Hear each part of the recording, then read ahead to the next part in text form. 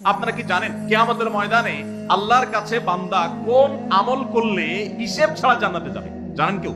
বলতে পারেন কেউ? ভাই, আল্লাহর কাছে হিসেব দিয়ে জান্নাতে যাওয়া কি সহজ কাম না কঠিন কাজ? আরে আল্লাহর কাছে তো অনেক দূরের কথা। আপনি যে প্রতিষ্ঠানে চাকরি করেন তার মালিকের কাছে, উপরস্থ বসের কাছে একেবারে পুঙ্খানুপুঙ্খ করে প্রতিটা পয়সার হিসাব দিয়ে একদম সবকিছুতে পারফেক্টনেস প্রমাণ করা, এটাই তো একটা কঠিন কাজ, দুঃসাধ্য কাজ। সেখানে সারা জীবনের হিসাব আল্লাহর কাছে দিয়ে পাই পাই করে তারপর আপনি জান্নাতে যাবেন, বিষয়টা এত সহজ না। তাহলে হিসেব ছাড়া আল্লাহ তাআলা এমনিতে বলবেন হিসাব টিসাব নাই, তোমাকে এমনি জান্নাতে দিলাম, এটা চান আপনারা? দেখুন কোরআনে কারীম আল্লাহ তাআলা বলছেন, ইন্নামা ইউওয়াফাস সাবিরুনা আজরাহুম বিগাইরি হিসাব। আল্লাহ বিনিময় দেওয়ার ক্ষেত্রে, সওয়াব দেওয়ার ক্ষেত্রে দুনিয়াতে যারা সবরকারী হবে, যারা ধৈর্যশীল হবে, যারা সহিষ্ণু হবে, যারা নিজেকে নিয়ন্ত্রণ করতে পারবে, এই সবরকারীদেরকে আল্লাহ তাআলা হিসেব ছাড়া দিবেন, তাদেরকে সওয়াব দিবেন হিসেব ছাড়া। তাহলে আপনি যখন আপনার কর্মস্থলে থাকবেন আপনাকে ধৈর্য ধারণ করতে হবে। আপনি যখন পাবলিক পরিবহনে উঠবেন আপনার মাথা ঠান্ডা রাখতে হবে। আপনি যখন আপনার বাসা বাড়িতে থাকবেন আপনার মাথা ঠান্ডা থাকতে হবে। মাথা গরম হয়ে যায় যাদের, হট মেজাজ যারা, কথায় কথায় মাথা গরম হয়ে যায়, ধৈর্যহীন হয়ে যায়, যেখানে সেখানে গন্ডগোল বাধায় দেয়, মারামারি বাধায় দেয়, ধৈর্য সহ্য বলতে কিছু নাই, এই লোকগুলো কিন্তু এই সৌভাগ্যবান মানুষদের কাতারে শামিল হতে পারবে না। ঠিক একই ভাবে দাম্পত্য জীবনে সুখী হতে হলে সবর এবং শুকর, এই দুইটা মূল মন্ত্রের কোনো বিকল্প পথ খোলা নেই। সেটা স্বামীর জন্য প্রযোজ্য, স্ত্রীর জন্য প্রযোজ্য। স্বামী হিসেবে আপনি স্ত্রী অনেক অনিয়মতা দেখতে পাবেন, অনেক কিছু দেখতে পাবেন, আপনার আকাঙ্ক্ষা, আপনার চাহিদা, প্রত্যাশার বিপরীত আপনাকে সবর করতে হবে। ভাইরা আমার, আমাদের প্রিয় নবী সাল্লাল্লাহু আলাইহি সাল্লামের দাম্পত্য জীবনে কিন্তু টুনটান সমস্যা হয়েছে। আপনারা মনে করতে পারেন নবী সাল্লাল্লাহু আলাইহি সাল্লামের ঘর, ওনার স্ত্রীগণ সাহাবী, তারা উম্মুল মুমিনিন আমাদের মা, এত মর্যাদাবান মানুষ তারা, তাদের আবার ঝামেলা হয়েছে। ভাই, দাম্পত্য জীবনে টুকটাক সমস্যা তাদেরও হয়েছে। প্রিয় নবী সাল্লাল্লাহু আলাইহি সাল্লাম নিজে একদিন বাসা ছেড়ে মসজিদে নববীতে এসে মন খারাপ করে বসেছিলেন, তিনি বাসায় যাচ্ছেন না, অভিমান করে। ওমর রাদিয়াল্লাহু তাআলা আনহু বিষয়টা বুঝতে পেরে তার মেয়ে যেহেতু নবী সাল্লাল্লাহু আলাইহি সাল্লামের স্ত্রী, তিনি সেখানে গিয়ে ভেতরে প্রবেশ করে তার সাথে কথা বলে তথ্য উদ্ঘাটন করে সেটা মিটমাট করার ব্যবস্থা করেছেন।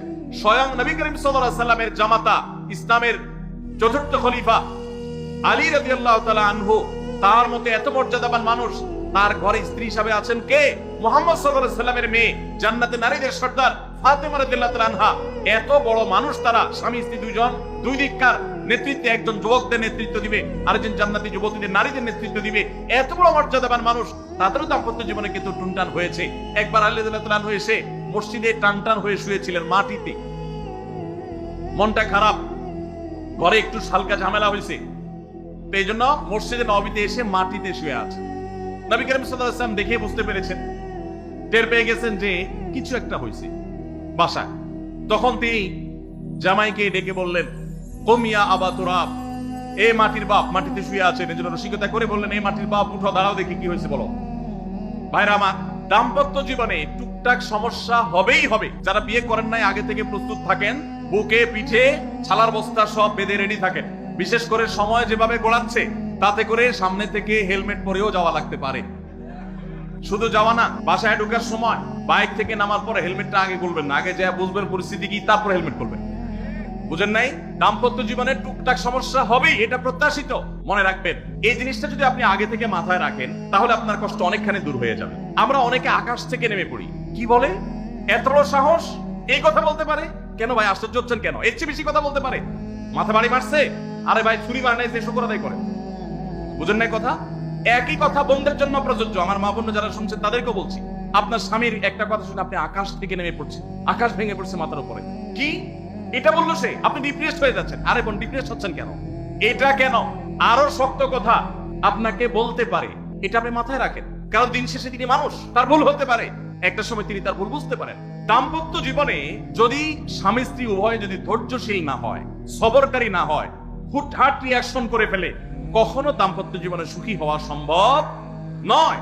মনে রাখতে হবে, একসাথে থাকতে গেলে, দুইটা পাতিল একসাথে থাকতে গেলে টুনটান লাগে না? বাধে হয় না?